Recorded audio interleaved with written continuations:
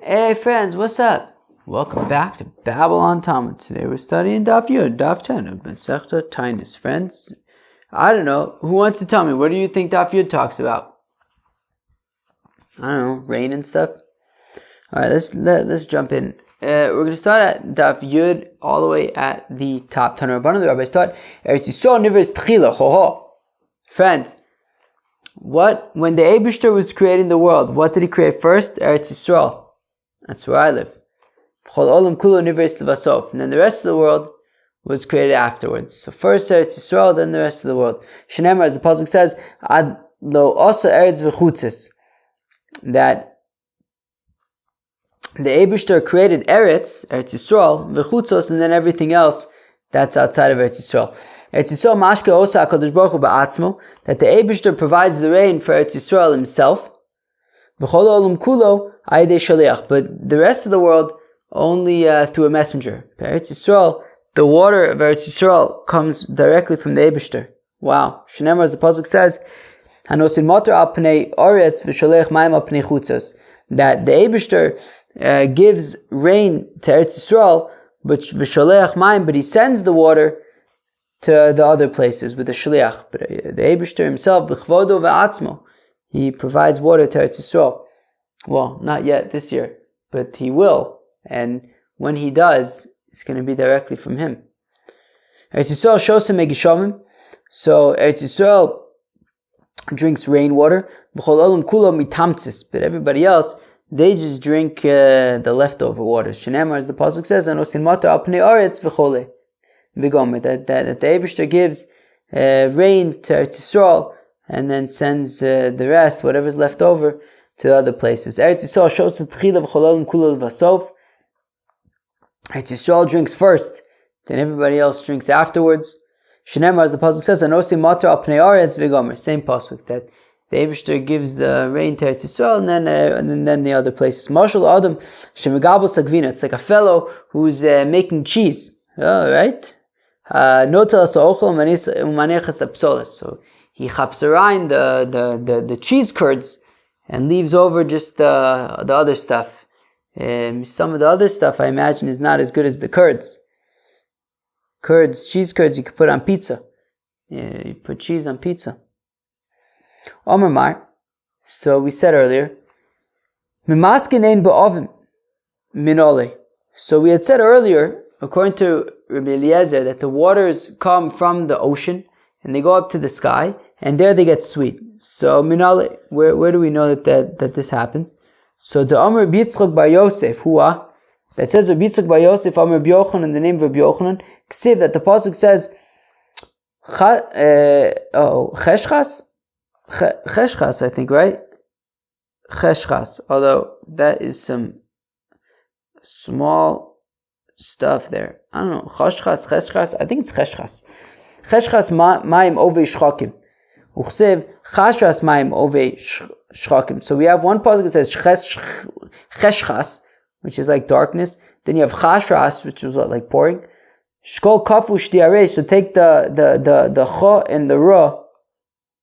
Vikari be chachsharas. Say it's chachsharas, like to be machshir, to like make these waters sweeter. So that's how we know that the water comes from the ocean up to the skies, and then over there it gets chachsharashed. Alright. Rabbi Yoshua, Bani Koi my Darishbu.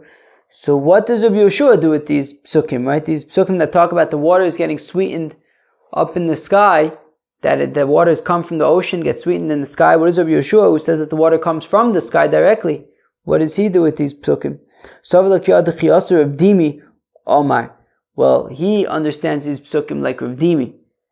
That Rav Dimi said, Amir b'Marava, that they say in Eretz Yisrael, Nehor Anone Zeirin Moi, that if a cloud is kind of light, so it's not going to have so much rain. Chashu Chanone, but if the cloud is very dark, Sagin Moi, it has a lot of water in it, it's going to rain quite a bit. Kiman az lo Tanya. So like who does the following brayso go? Maim elyonim b'maim reim tluyim. That the upper waters are dependent on the word of God, Uferisein, Megishamim, and their fruits are the rain. Shneimar, as the pasuk says, Mipri Maisecha Tis Ba'aretz, that from the fruits of your actions, right? That from the fruits of the Eibishter, the land is satiated. Come on, Rabbi Yoshua. So that sounds like Rabbi Yoshua, right? That when what did we just say? We just said that Maim El Yonim, that these upper waters, but Maimarim Tflim, they're dependent on the word of God, Uferisein Megishamim. And then from these upper waters come the rain. So that sounds like Rabbi Yoshua, who says that the rain comes from above. So Rabbi Eliezer, Ahu b'maisi yodav shel HaKadosh Baruch Hu dichsiv. So Rabbi Eliezer says, oh no, that's not talking about the rain per se. It's talking about the maisi yodav shel HaKadosh Baruch Hu, right? The actions of the Eibishter. That pasuk that says "Mipri maisecha tis ba'aretz," that from the fruits of your actions the land will be satiated. That's talking about the fruits of the actions of God. It's not a reference to these Maima Yonim. Amr B'Shuv Levi says, "B'Shuv Levi kol olam kulam mitamtzis gan eden ushose." The entire world is drinking from the leftover waters from the Garden of Eden. All right. Shenemar, as the apostle says, "V'nar yotzim eden v'gomer," that there's a river flowing out of Eden. Wow. Friends, what do you think about that? That we get the water that comes from Eden. Eden sounds very nice. I have a friend, he's got a summer camp. It's called Eden Village. Sounds like a very nice place. Tana, mitamtzis base kor shose tarkav. Okay, from the leftovers of base core drinks a tarkav. A tarkav is 1/60th of a base course. So, okay, fine. And the world is like 1/60th of Gan Eden, I think. We're going to see this in a minute. Tana Rabbanan the rabbis taught, Eretz Mitzrayim havya dalmeos parsa dalmeos parsa, that Egypt was 400 parsaos by 400 parsaos. Vu echad mishishim bekush, and Egypt is 1/60th of Kush. V'kush echad mishishim ba'olam, and Kush is 1/60th of the entire world. V'olam echad mishishim began, and the world is 1/60th of the garden. Vegan echad mishishim le'eden, and the garden is 1/60th of Eden. Ve'eden echad misamach gehenim. Wow. And Eden is 1/60th of the size of hell. Alright, what do I mean to tell you? Nimtza kololam kulo mikisu kedera kikisu kedera legehenim. Basically the entire world, right? We said the entire world was 1/60th of the Gan. Gan was 1/60th of Eden. Eden is 1/60th of hell. So basically the world, as far, in proportion, is kikisu kedera legehenim. It's basically like the lid of a big pot, with the big pot being Gehenim, hell, and the world being the lid. Okay, well, v'yeshom, those who say Gehenim ein lo shir, that hell has no size, has no amount. All right. V'yeshom, those who say Eden ein lo shir, that Eden doesn't have any amount, any size. Okay. Amr Boshaya, says a Boshaya. What does the pasuk mean?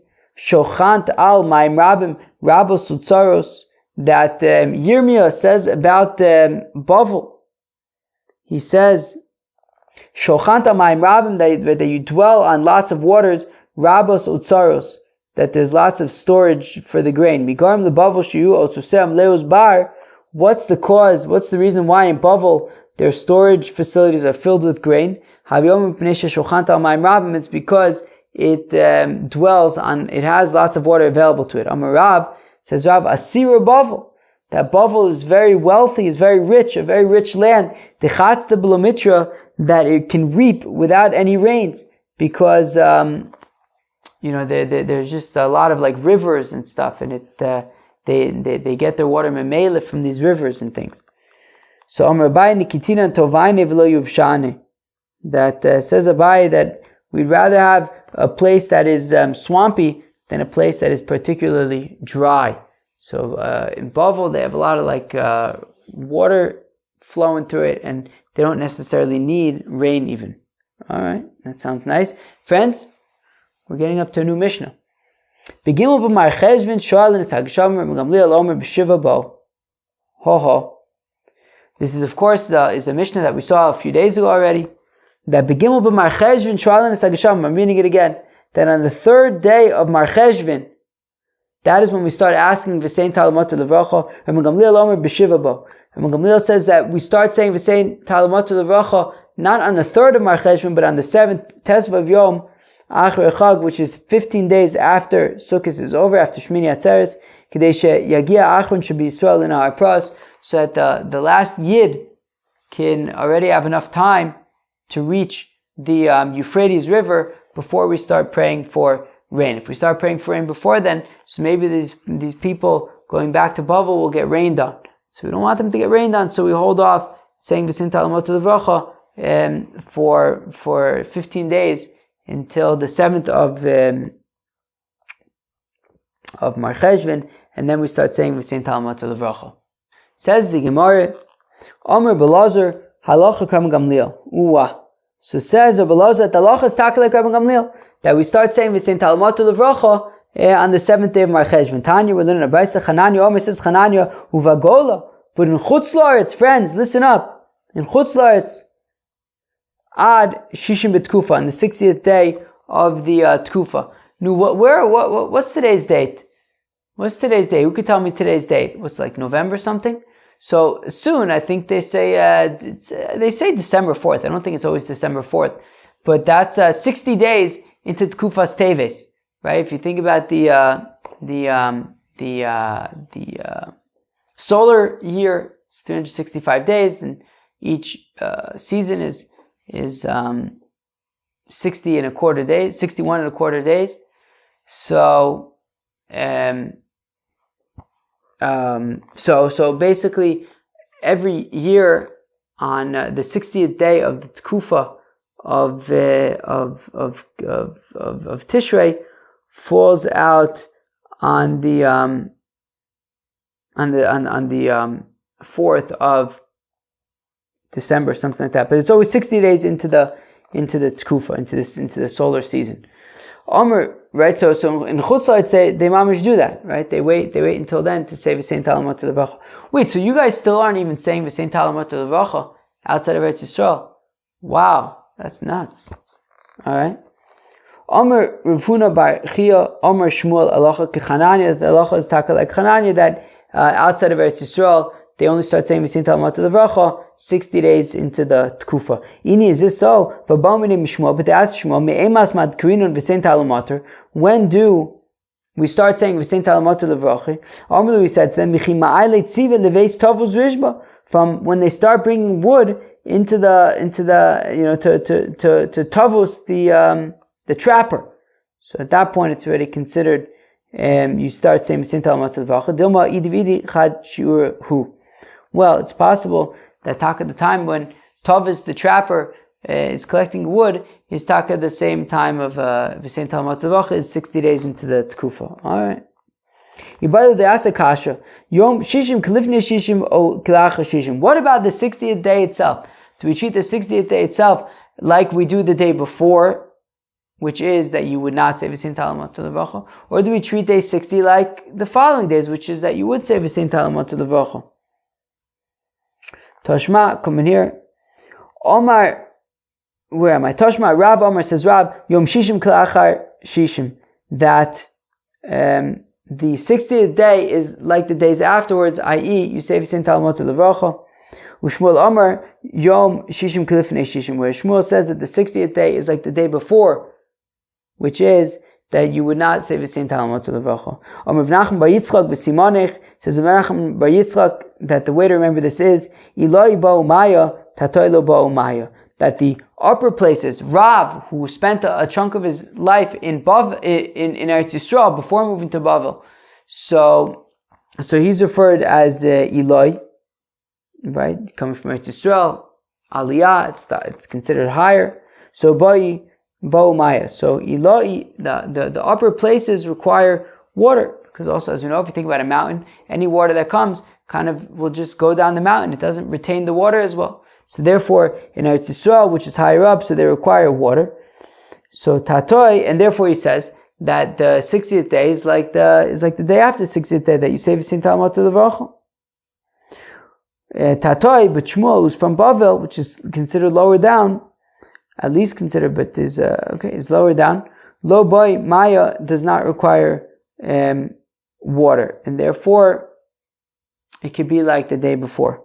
Amar Papa Ilchsa Yom Shishim Kala Chashishim says Rav Papa that the lacha is like Rab, which is that the 60th day is like the day after 60, that you need to say the same Talamat to the Vracha.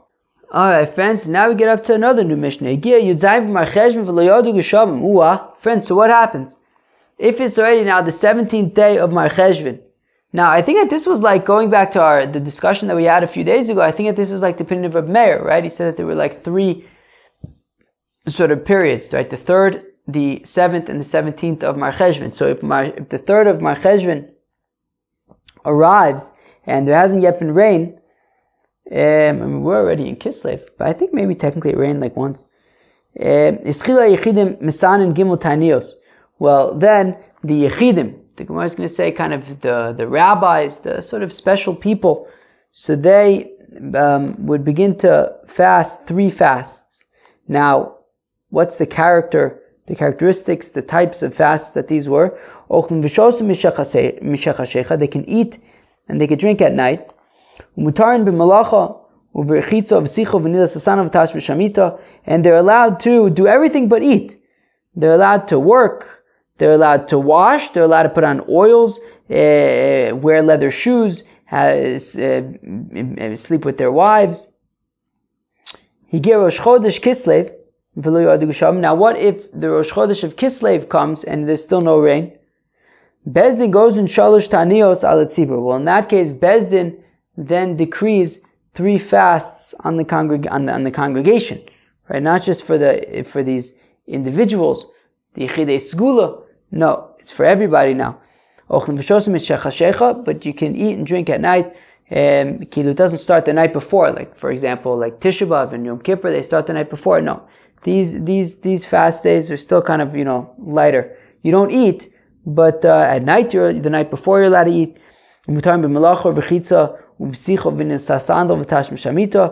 the people are allowed to do work on the fast day. They're allowed to bathe and put on oils and put on whatever shoes they want, even if they're leather, and sleep with their spouse. So okay,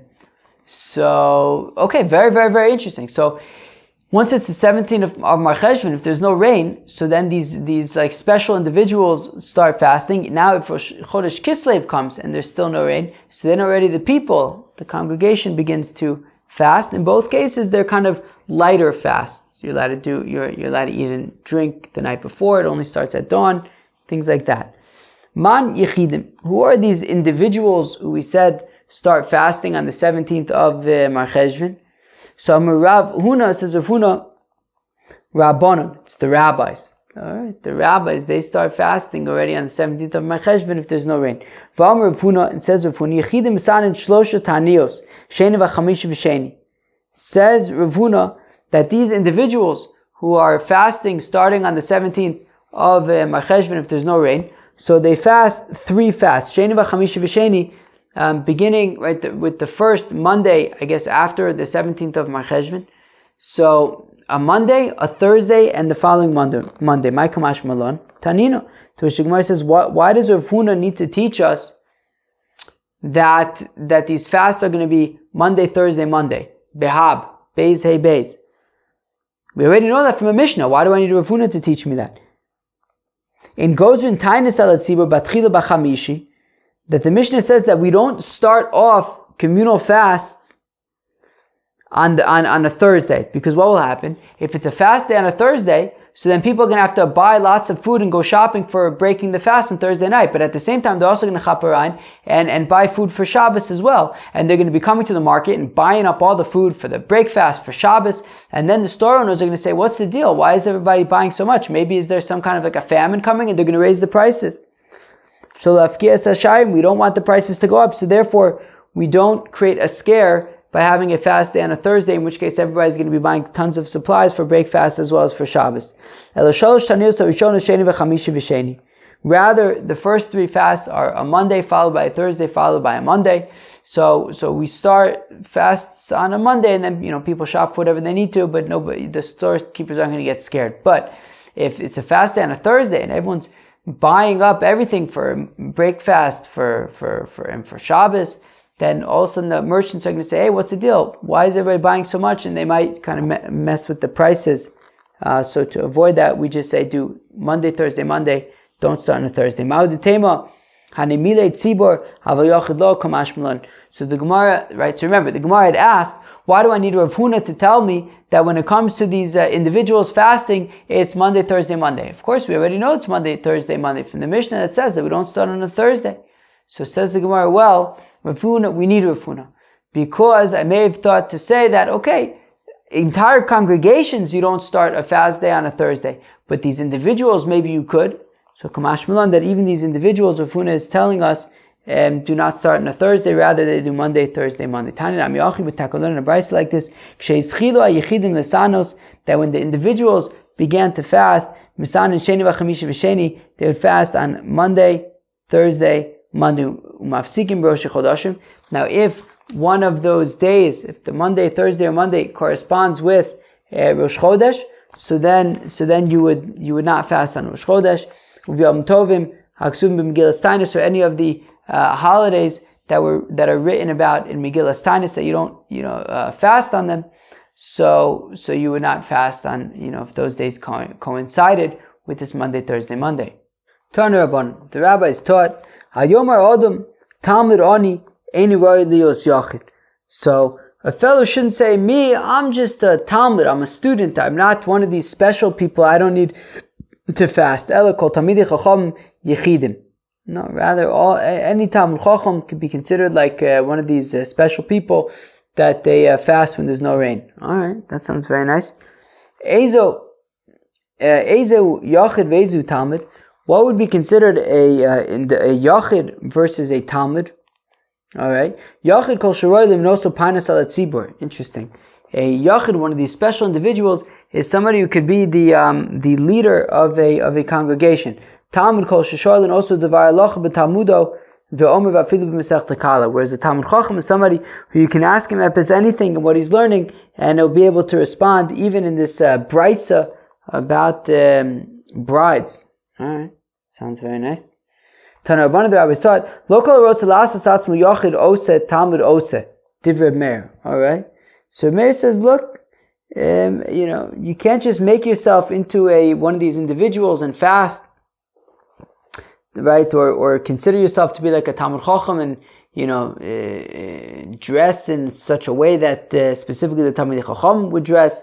So it says Reb Meir that you don't just make yourself into a Yachid or a Talmud Chacham. Rabbi Yossi Omer, whereas Rabbi Yossi says, right, sure, if a fellow wants to make himself into a Yachid, so that, and fast, alright, that's fine. The fee, she'ein shevachulo, elatzarulo, because after all, this isn't exciting stuff. We're talking about inflicting yourself and fasting. So if a fellow wants to consider himself to be a Yachid and fast, that would be okay. Tani Idach, we learn another brayso, local arotzalas satzmu Yachid ose Talmud ose divrei Shimon ben Elazar, that says of Shimon ben Elazar that a fellow doesn't just make himself into one of these individuals or a Talmud Chacham who dresses a certain way and demands a certain respect. Shimon ben Gamliel Omer says of Shimon ben Gamliel b'amid dvar mamurim b'davar shel shevach b'davar shel tzar ose v'zachulatov. Whereas Shimon ben Gamliel says, yeah, you can't make yourself into like a Talmud Chacham when it comes to praise, right? Meaning if you want to dress fancy and get respect and stuff like that, fine. So maybe don't do that. But if it's b'davar shel tzar, osav v'zachur latov. But if it's something that he's gonna be inflicting himself, so that's okay. Shein shevachu lo elas tzaru lo. It's not praise, not looking for extra praise. He's just being strict upon himself. He's fasting or whatever it is. So anybody can do that. That would not be a problem. All right, fine. Tana Rabbanan, the rabbis taught, Mishoy Masana al Atzar v'Avra. That's interesting. A fellow was, fasting so that some kind of terrible thing shouldn't happen, right? Some terrible thing might happen. So he says, look, I'm going to fast Monday, Thursday, Monday, and then hopefully it won't happen. Let's say he fasts Monday and then the thing gets fixed. So what does he do about the following Thursday and Monday that he committed to? So you still gotta finish it up, right? So alacholev and isrape, a fellow was fasting because somebody was sick, and he was fasting in a merit so that this fellow should become better. So even if the fellow becomes well before you've completed your fasts, you still have to complete the fasts. A fellow who travels from a place where they are not fasting to a place where they are fasting, alright? So when he gets to the place, he should pick up their minig and he should fast with them. A fellow who travels from a place where they are fasting to a place where they're not fasting, givaldik. So now they're not fasting in this place, so maybe he doesn't have to fast. No, he should nonetheless continue whatever fast he was in the middle of from the other place. If he was in the middle of a series, he should complete the series even in the place where they're not participating in the series.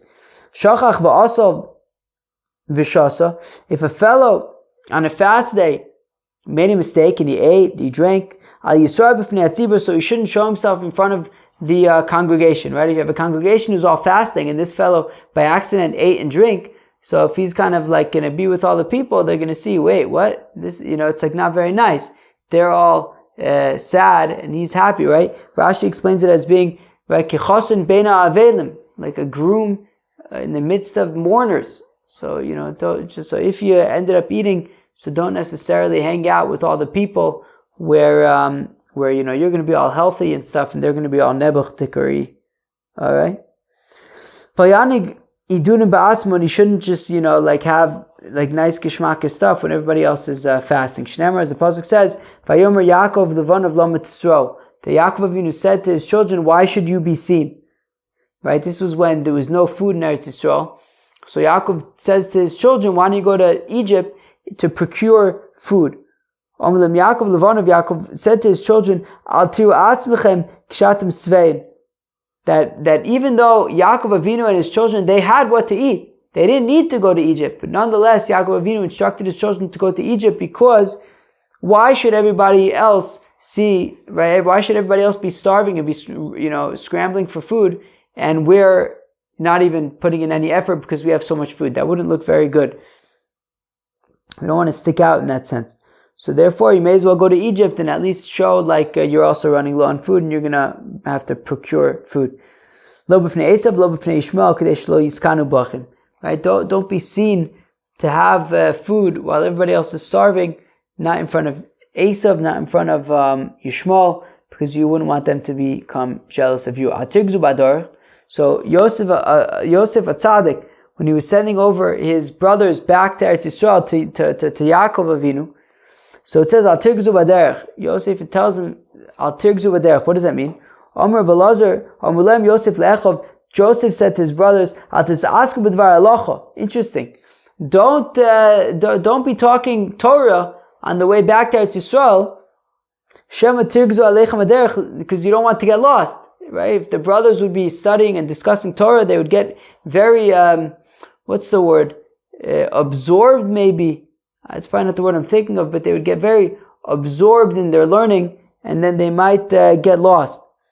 Ini, is this true? But says Rabbi Bar Brechia, Shnei Talmidei Chachamim shemalchim baderech ve'im b'neim divrei Torah, that if you have two Torah scholars who are traveling and they're not discussing the words of the Holy Torah, they are fit to be burnt. Shenemar, as the Apostle says, Vayi ema olchim haluch v'daber, that Elisha and Eliyahu were walking and talking.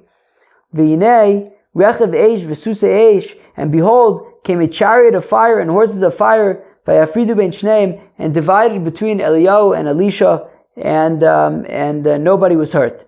So time of the Ika Dibur, Haleka Dibur Ruin Nisarif. The reason why nobody got hurt there was because they were talking and learning. They were studying Torah, and then all of a sudden this chariot of fire and the horses of fire went and chaptaran Eliyahu, but nobody got hurt. That's because they were studying Torah. So on the one hand, Yosef Atzadik told his brothers, don't study Torah on the way, because you don't want to get engrossed. Maybe that was the word that I was thinking of. In your learning and get lost. So he advised them not to study Torah, yet we have this other statement that says that if you have two Torah scholars who are walking and are not studying Torah, not discussing Torah, so then they got to be burnt. So lokasha lemigras aliyune. So the Gemara says, well, it depends what kind of learning. Just like the stam, mention psukim and mishnayos and things, so that's okay. You can do that even while you travel, and davka, you need to do that while you travel. What Yosef was instructing his brothers was don't learn Gemara be'iyun, right? Don't learn Gemara be'iyun while you're traveling because you might get lost, right? Don't learn in too much depth, and that's what Yosef HaTzadik was instructing his brothers. Don't study Torah in too much depth on the way back because you might get lost. All right. B'masnisa Tana, we talk learn in a brayso al tafsiu psia gasa. What does it mean? Al tergzu baderech. It means don't take big steps. V'achnisu chama la'ir, and also enter into the city when it's still light outside. Al tafsiu psia gasa damar mar. Don't take big steps because we said psia gasa no teletz echel michomish meros mimayir einav shel adam. That taking big steps sort of mitigates a fellow's eyesight by 1/500. All right. And when Yosef HaTzadik instructed his brothers to come into the city when it's still light outside, so it's like Rav Yehuda Amarav, the Amar Rav Yehuda Amarav that says Rav Yehuda Amarav La'olam Yetzu Adam Bechitov Yikonis Bechitov Shnema Aboker Ava Anushim Shulchu, that a fellow should always leave his home to travel when it's light outside, bechitov, right? Vayar Elokim or kitov, that the Eibishter saw that the light was good. So a fellow should go and travel when it's light outside, and also should enter into the city, right, to find a place to lodge while it's still light outside. Shenemar, as the apostle says, Aboker or va'anoshim shulchu, that it was dafka in the morning that the brothers were sent back to Eretz Yisrael. Amar B'chia, Hamalech baderech al yochal yosef mishnei raivon. All right, it says Rav Yehuda in the name of B'chia that a fellow who is traveling, so he shouldn't eat more than a fellow would eat in a famine. My time outcome, we're saying when you're traveling, don't eat too much. So interesting, it depends. In Eretz Yisrael, they would say don't eat too much while you travel because you might run out of food. They're more conservative over there. No, I'm sorry, because you might run out of food.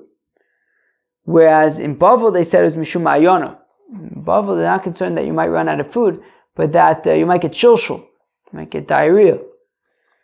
So, where am I?